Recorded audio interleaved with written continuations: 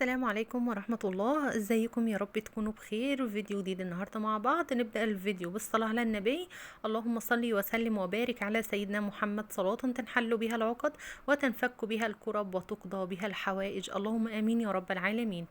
صباحكم خير وبركة ورزق ورضا من رب العالمين. النهاردة كنت مدونة ان انا هعمل يعني كذا حاجة النهاردة. بس بصراحة اليوم ممشيش زي ما انا عايزة.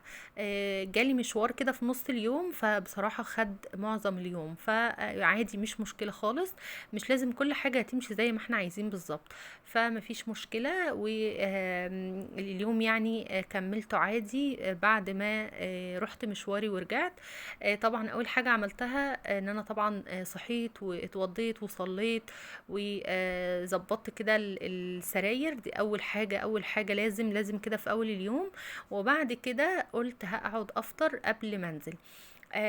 كان عندي تفاح كده، قطعت تفاحية وعملت رغيف فينو كده بلانشون. بصراحة كان نفسي فيه، بس اللانشون مش من اساسيات التلاجة عندي خالص. يعني ممكن حلاوة، ممكن جبنة، ممكن بيض كده، انما اللانشون بصراحة هي اخر حاجة بشتريها. بس بصراحة كان نفسي فيه جدا، وعملت مج كده نسكافيه بلاك، علشان كنت عايزة يعني اصحصح وافوق كده. في العادي ان انا بشرب قهوة، بس اليومين دول حاسة ان انا نفسي رايحة اكتر للكوفي ميكس بقى، والحاجات التانية اللي هي مثلا زي الكابتشينو، زي النسكافيه البلاك كده يعني. فعملته كده بلبن. ملحوظة يعني اللبن ده لبن بودر، انا ماليش في اللبن اللي هو اللبن الحليب العادي. ف صبيت كده الكوبايه طبعا من غير سكر. انا معظم المشروبات بشربها من غير سكر، يعني بصراحه برتاح كده اكتر. كمان كان عندي بقى مخلل، فطلعت بس كده قطعتين. يعني برضو ماليش فيه قوي، بس جنب اللانشون بحس ان هو بيطعم الساندوتش شويه. بس كده هقعد بقى افطر. وكان في اوضه كده محتاجه تتظبط، فدخلت هظبطها. وهنزل بقى بعد ما اظبط الغرفه على طول.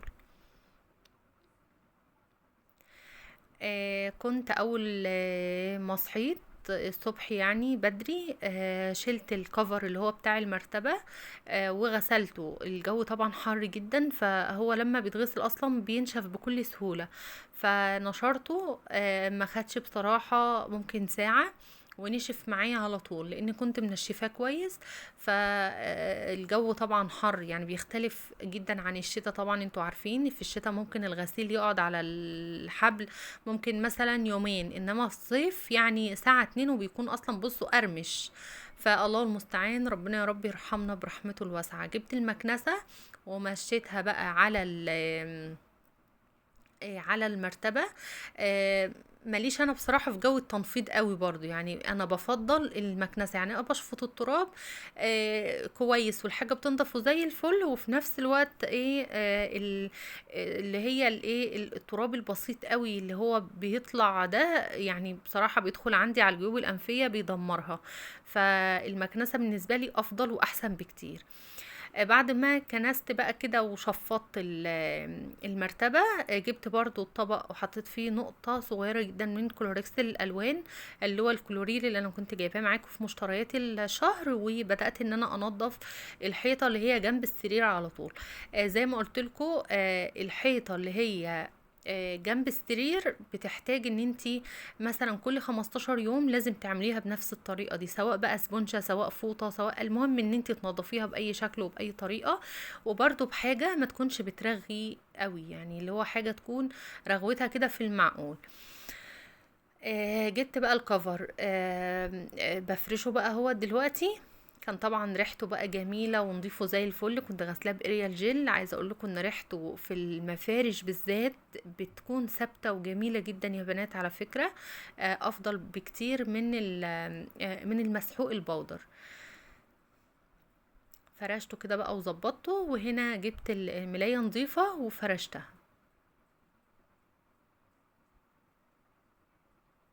زي ما قلت لكم في الصيف الجو بيكون حر بقى وعرق واللازم منه انتوا عارفين. فالملايات بتحتاج ان انت تغيريها مثلا مرتين في الاسبوع. على حسب كمان، ممكن لو عندك اطفال ممكن يوم ويوم. فالحاجة كل ما اتغسلت وهي نظيفة كل ما كان تنظيفها سهل وتفضل دايما منورة كده وزي الفل ما شاء الله ولا قوة الا بالله.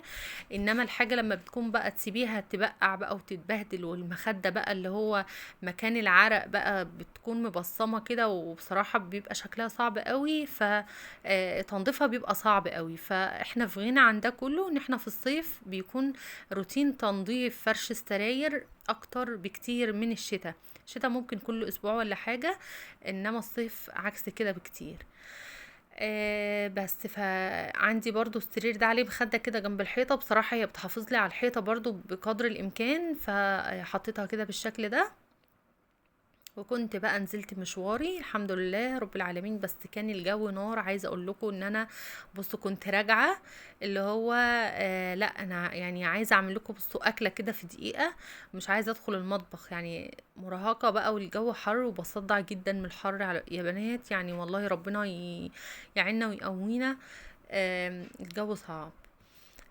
فقلت هعمل لهم بقى ايه اكله بقى اقتصاديه كده، اللي هي مكرونه وبيض وبطاطس محمره وكده يعني. فسلقت المكرونه على السريع، مكرونه سباكيتي عندي، الولاد بيحبوها اكتر بكتير من اي نوع مكرونه تاني.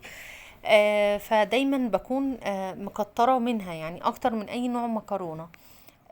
حطيت بقى المكرونة في المصفى تتصفى، بشطفها شطفة يعني بسيطة جدا.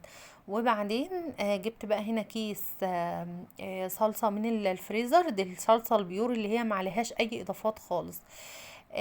وحطيته بقى في الحلة كده مع شوية زيت. وطبعا التوابل اللي انا بحطها للمكرونة علشان تبقى مميزة واحلى مكرونة ممكن تاكليها في حياتك، فلفل اسمر وشوية صغيرين جدا جدا من السبع بهارات، او مش عايزة تحطيهم ما تحطهمش.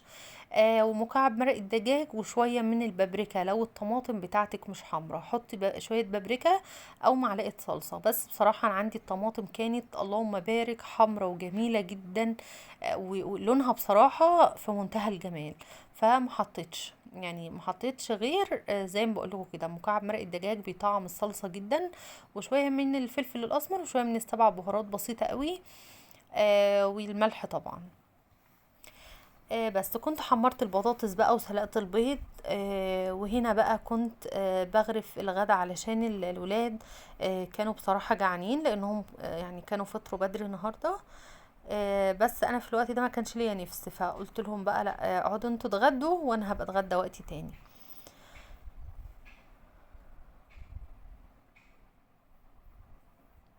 المكرونه دي اللي هي البساطه، اللي هي مكرونه بساطه او بساطه.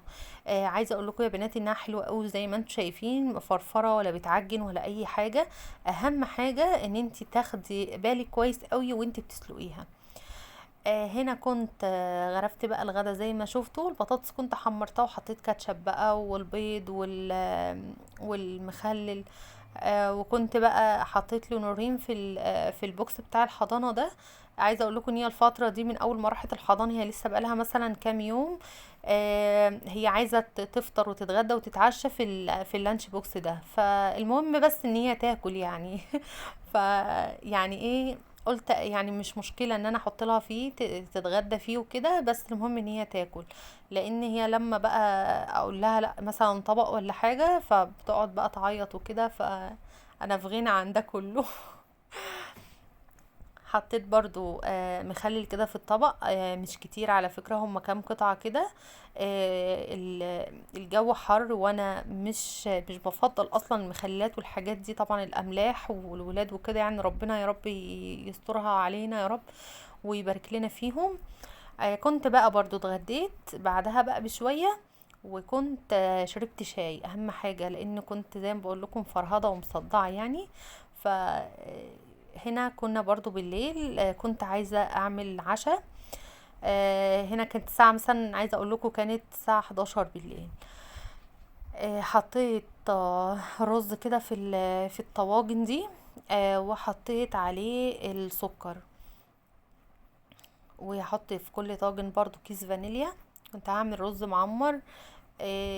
بصوا، عايزه اقول لكم ان هو احلى رز معمر انتوا هتاكلوه، ما شاء الله ولا قوه الا بالله يا بنات. روعه. يعني اعملوه بالطريقه دي وادعولي. حطيت برضو في كل طاجن معلقه كبيره من السمنه البلدي البقري.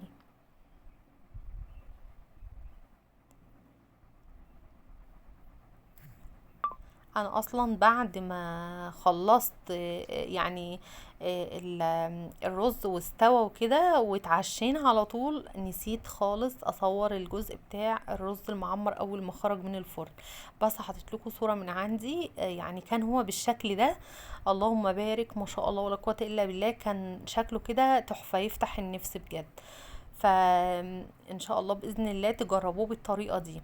عايزه اقولك حاجه، لمعيار الكيلو اللبن، الكيلو لبن بتحطي له رز 400 جرام، مش اكتر من كده، علشان يكون مستوي كويس وفي نفس الوقت يعمل لك الوش المظبوط.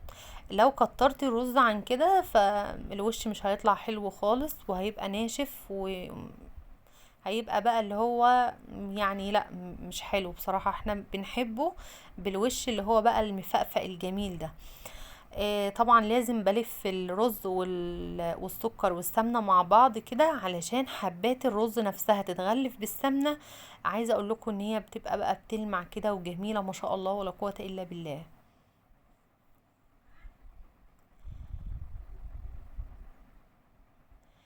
الطاجنين دول يعني خدوا معايا تقريبا كيلو وربع من اللبن.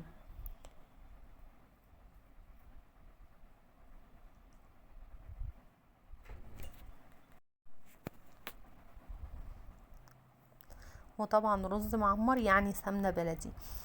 حابة ان انت ما تضيفيش فانيليا وتكوني عاملاه بسمنة بلدي، هيطلع معاكي تحفة في منتهى الجمال. انما لو هتعملي بسمنة نباتي او بزبدة او كده، لازم الفانيليا وتكتريها كمان عن كده. بس يا بنات، هو كان طالع بنفس الشكل ده. الحمد لله رب العالمين، يعني بعمله في منتهى الجمال. امشوا بس على المقدار بتاع الرز واللبن ده، ما ينفعش ان انتي تكتري الرز عن كده، لازم يكون نفس المقدار. وده كان الفيديو بتاعي النهاردة، فيديو كده خفيف وعلى السريع. مع السلامة.